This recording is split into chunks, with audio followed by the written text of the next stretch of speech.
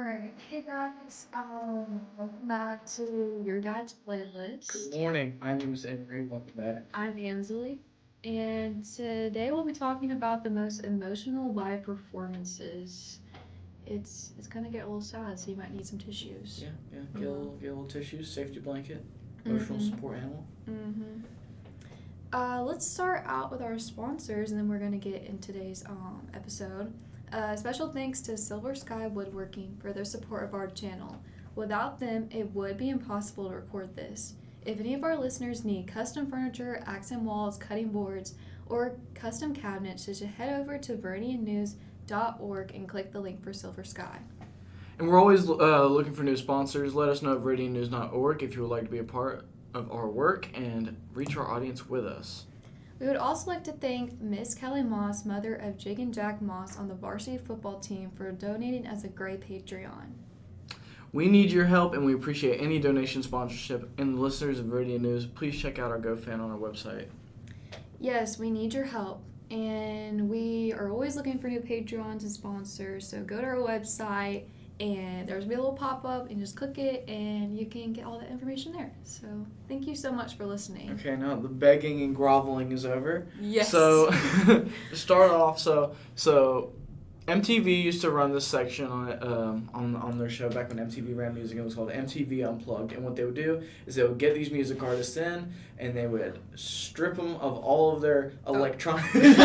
Strip them.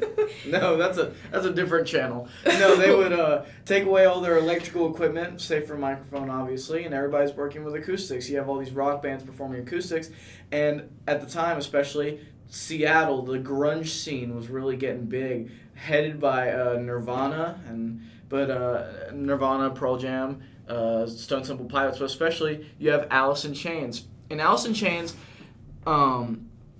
they're kind of known for a lot of their stuff, of course, being heavy metal influence, but it's also a lot sadder, especially their album Jar of Flies. Oh, yeah. And Jar of Flies was an acoustic album, and it was really sad. It was about the lead singer Lane Staley's, struggles with addiction and depression and all these things.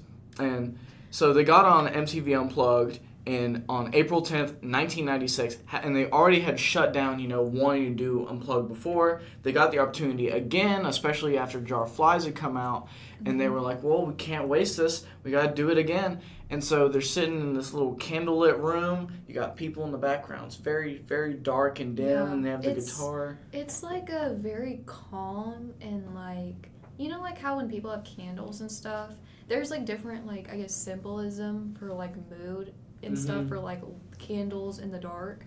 But it's more of like you're kind of shedding light on like a situation. That's kind of what he was doing. Yeah. He was shedding light on his like struggles with addiction. Yeah. And I mean MTV Unplugged, like they have a lot of their performances use, candlelight and stuff, but like it's not that dark. It's not that depressing, and especially since they start with an empty chair. Lane's seat is empty in the beginning, which is kind of eerie foreshadowing for what happens 6 years later when he would die to his addictions. Yeah, I didn't know that when you told me that. I was like, okay, this makes a lot more sense. Yeah, now. And so he walks up, they start strumming the guitar. I think his name's Jerry Cantrell, starts strumming his little guitar, and Lane comes out and he starts singing Nutshell, which any dad above 35, you ever hear him listening to Nutshell, something's extremely wrong. He is really sad, and he comes out and he's frail, he's pale, and he looks like a mess. Yeah. And he's singing from behind these Pink big hair. black glasses, and just you hear I thought his that was kind of struggling. weird. It's like, why are you having glasses on inside? Like, that's why I was confused for a second. Yeah, it is, but honestly, like it that's probably what it was hiding a little bit, a degree of Probably. separation. And like I say, he's singing about these things he's struggling about, and those things would go on to kill him almost exactly That's 6 years later. That's just so creepy, though. It is. It is really unfortunate. But Yeah. you go ahead on the. Oh yes, Fleetwood Mac. This is one of my favorites. I'm not like the biggest fan, just like, so Cheyenne, one of our entertainment editor, she loves Fleetwood Mac. She says she's the biggest fan of Fleetwood Mac, so shout out to Cheyenne. I love Fleetwood Mac, honestly. Landslide, I listen to that all the time. Silver Springs, a very emotional song, I would say, just even by itself.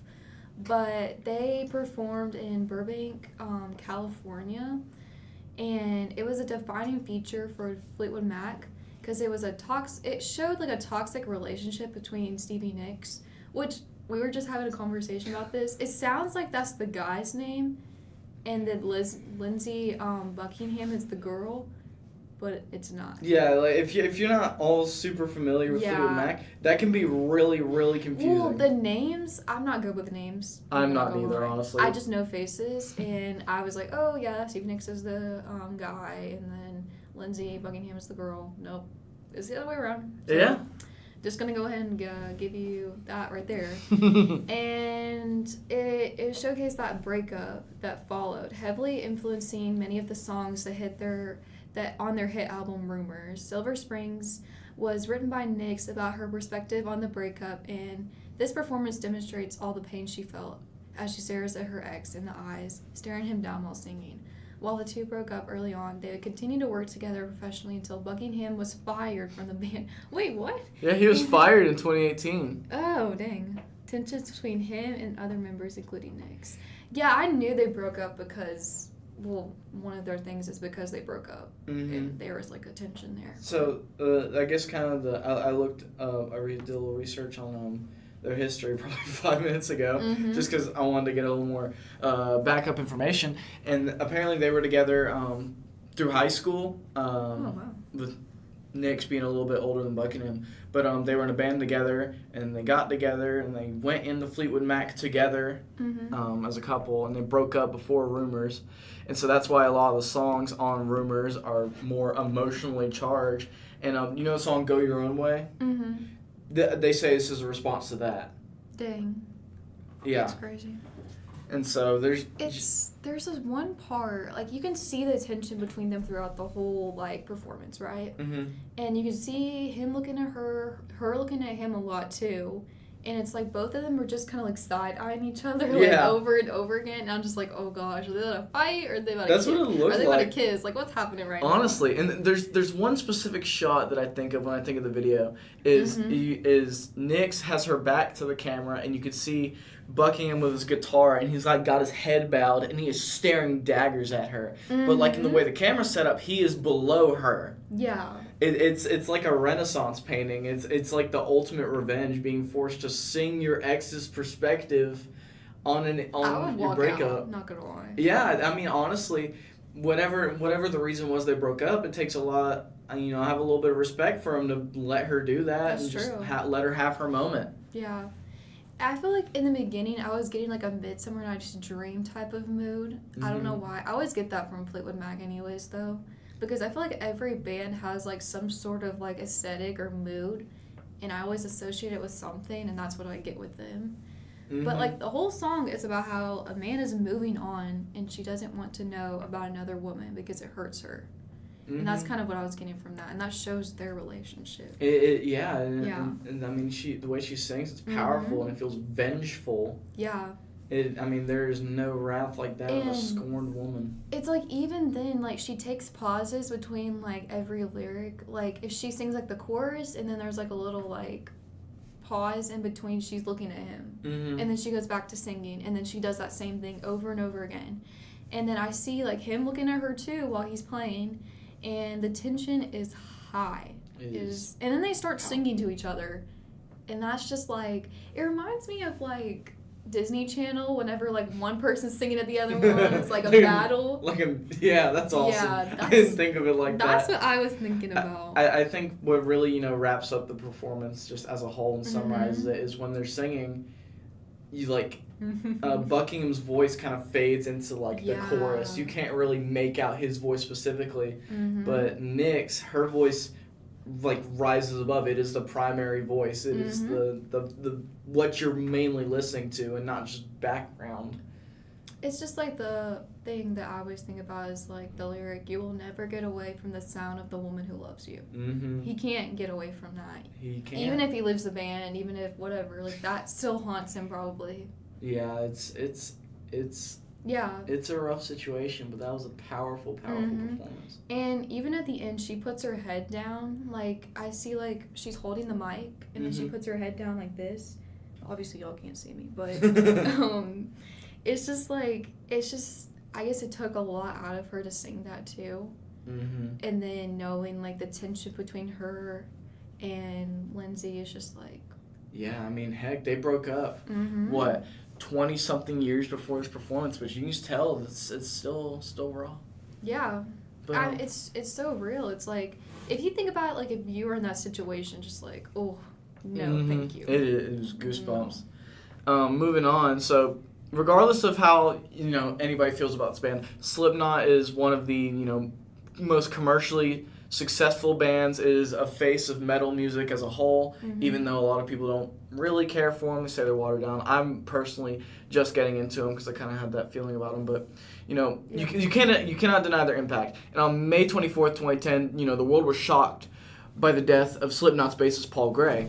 And, it was just one of those deaths that just shook the community, like Cliff Burton from Metallica's death almost 30, 40 years earlier.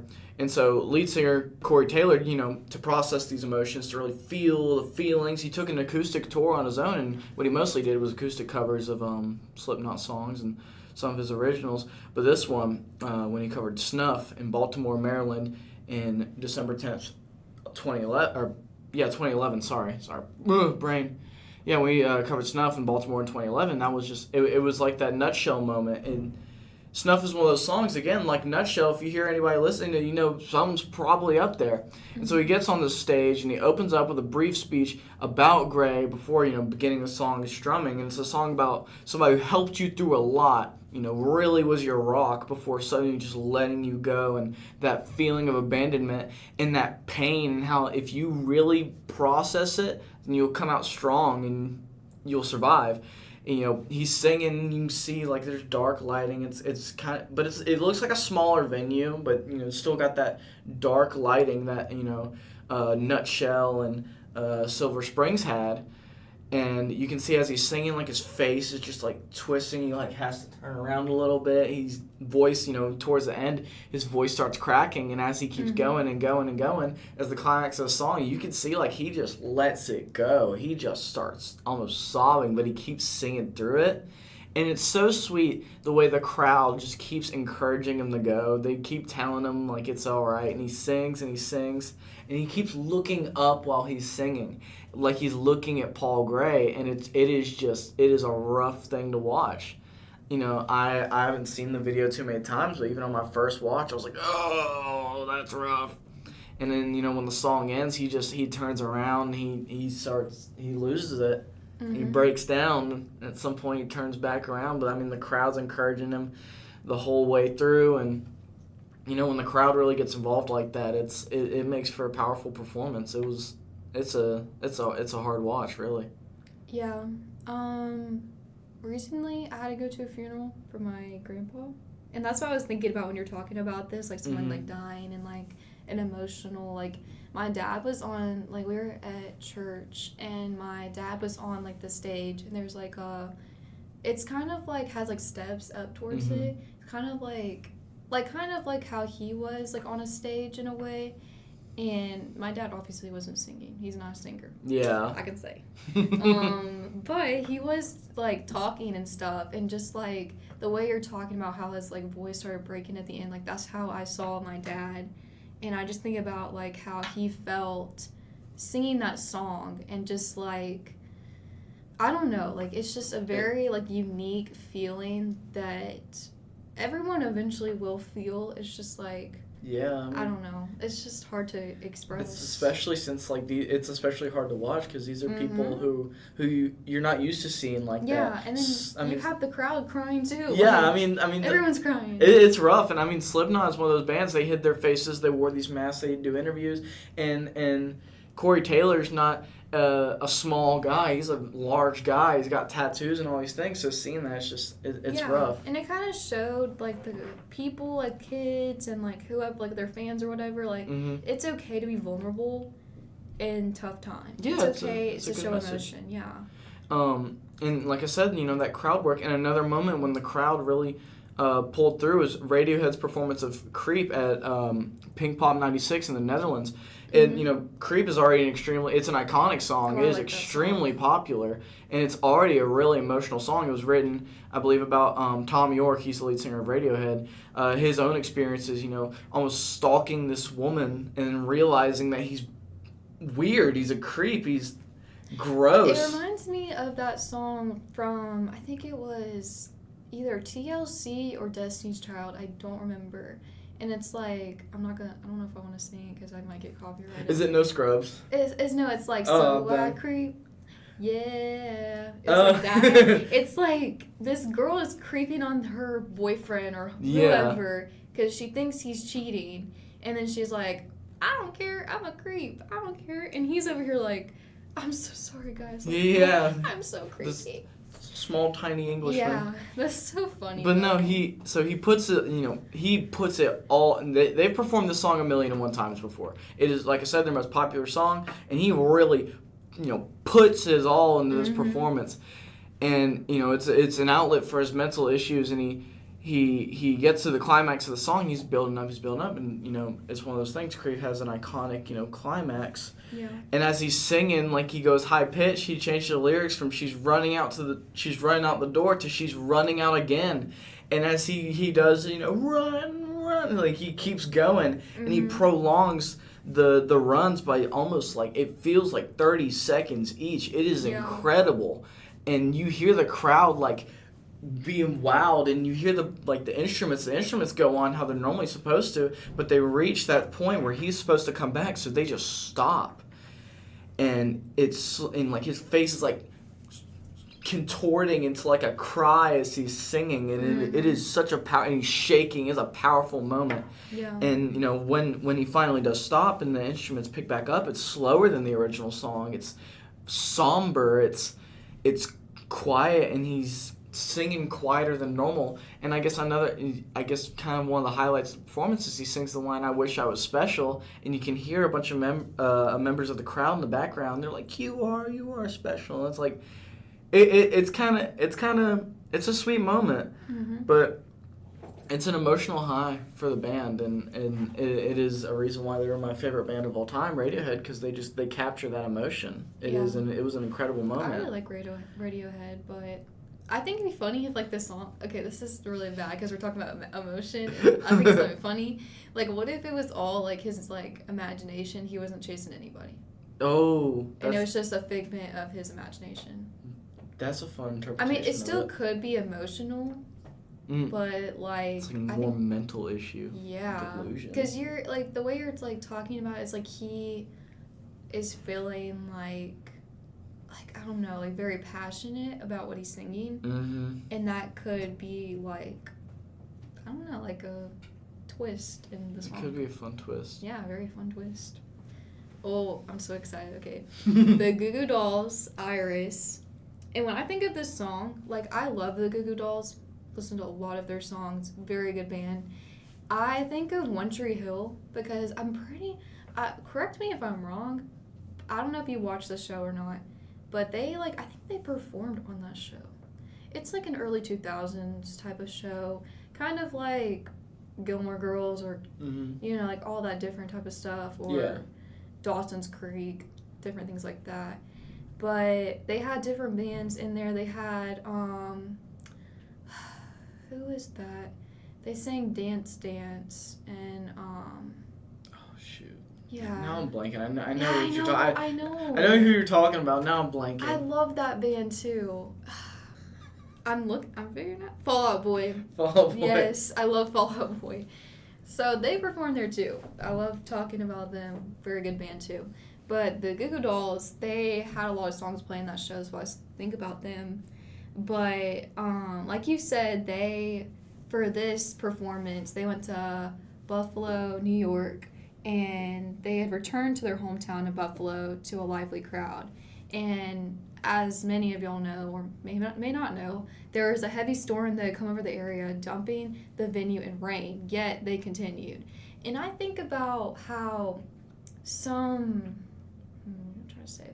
I think about some like celebrities now, like singers or whatever. Mhm. They would stop and they would go back into their little like their staging area, whatever, and they would go hide under a blanket because there's. I'm sorry, no, but they would run away. They would go back in there, like. He stands out in the rain. The whole band stands out in the rain, playing their instruments and stuff. They don't care. Especially since a lot of those can get ruined in the rain. Yeah, like that makes that's it more another powerful. thing I was thinking about too. That the rain could easily mess up some of those instruments, but they didn't care. They kept playing. And yeah, they kept playing, and anybody else would have just like, okay, bye, thank you for coming out, goodbye, run away. Like, no, and they didn't. And you can explain this part because I remember you telling me about this. Yeah, so as the song kind of came to its peak, how do you say his name? Is it Resnick? I think so. That's how I was saying in my I write it. I knew it. I don't know. I'm gonna say Resnick. I don't know. Sorry, John. Resnick. if he ever hears this, but no. As they're singing, he's singing, I just want you to know who I am. It is to his hometown. They're all singing it back to him. It is the most we've made it. We are big. We're destined for greatness moment ever. He turns the microphone towards the crowd and they sing the chorus back to him, in this dumping rain and it's the wind and they're all jumping. It is an iconic moment. I was so afraid the microphone was gonna get like awful taken. and shot. Yeah. Yeah, like. And I just love how they played in the rain. It made it more emotional, and I kind of wrote that Rain was a paid actor in this whole situation. It really was. Yeah, like it came through. That's all I gotta say. Like usually you would think like, oh, this is not gonna be good. This is not gonna be good. It's raining now at this performance, but no, it made it better in my opinion. It was like something out of a movie. It was incredible.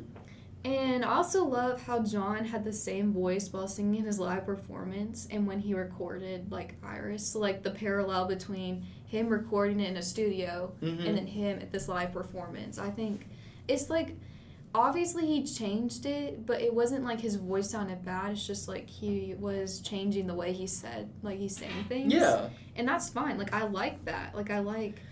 the way it's like very similar. It's similar, and that parallel is nice. I can imagine this as if it was in a movie. He's giving this live performance, and it cuts back to him in the studio during that initial recording, and it cuts back to him on the stage. It's the different, and then the way you sing a song can really push what you're feeling. The reason I like the Radiohead performance so much is because he changed it and elongated it. But the reason I like the Goo Goo Dolls one is because it was so similar. It's different in different circumstances, and they both work to their strengths. Yeah. I was thinking, too, it reminds me of, like, being in the eye of the hurricane, but they kept singing through it. They kept singing through the rain. They kept singing even though I'm sure they're like, oh, I'm freezing. Like, I want to go back in here. Yeah. And I think even the camera having rain on, like, the lens or whatever makes it a unique live recorded performance. And, like, the people at home were like, wow, it gave a powerful perspective. Yeah, I'm sure it made them feel like, oh, dang, I wish I was there. Even though it's in the rain and I'm just standing there. And, like, even the crowd being asked to sing the end of the song was really good. Because I feel like some, like, artists, they're very, like, they're kind of selfish, not gonna lie. They're like, I'm gonna sing all of it. Like, there was this one performance by Lorde, I think, and I don't know what she was singing, but it was like, they started singing with her. It wasn't like they're trying to take over the song. I know what you're talking about. But she was like, stop it. I know what you're talking about. Oh, okay, like, sorry. I love that video. Yeah, it's so, and then, like, Miranda Lambert, whenever she was singing in a concert, it was not that long ago, and there's these girls taking a picture, and she was like, no, we're not taking a picture, you're listening to me. Like, we're not taking a picture so of a concert selfish. to remember this once in a lifetime No, seriously. opportunity. Like, it's so, like, sometimes, like, artists can be selfish. Yeah. And, like, he was definitely not. Like, he let them into his, like, emotional performance. It was he included the audience. It was like a thank you back to his hometown. Yeah, and raining on the 4th of July is so weird. I just wrote that down too. Why is it raining on the 4th of July? I didn't realize that happened on the 4th. Yeah, well, I looked down at the, like, date or whatever, and I'm like, That's the 4th of July. Why is it raining on the 4th of Yeah. July? I never, I don't know, I'm not gonna say never, because I Don't just might associate not it with remember. I don't associate it with rain, and I think of it summer, and I don't know, Georgia's always hot in the summer and kind of in a drought type of thing, so Mhm. I don't know. I don't think of rain when I think of July 4th, so. Yeah. But yeah, these are some emotional performances. I recommend going and listening to every single one of these and watching them because it's really it's really good. It's a surreal feeling, and there are a lot of them that I wanted to write down that I didn't include. Like, two more MTV Unplugged performances: Pearl Jam's "Black" and Nirvana's Yeah. "Where Did You Sleep Last Night?" And then there's there's other performances like the Freddie Mercury hologram, stuff like that. Mm-hmm. Just live performances have their own. Honestly, feeling I to would them. really like to talk about MTV and that whole era because that Yeah. was really cool. That may be next episode. Yeah, maybe. Really tie back into it. Mm-hmm. But thank you guys for listening. Yes, We've been thank you. Your Dad's Playlist. This has been Most Emotional Live Performances. And I don't know if your dad watched these live performances or anything, but Maybe they he was most there. likely did. He might have been there. You Who never knows? know. You never know. Yeah. Tune in next time to hear about the MTV era or anything else we might come up with. Between now and then, who Oh knows? yeah. Oh yeah. Yeah. Thank you guys for All right, listening. Thank you so much. See you guys later.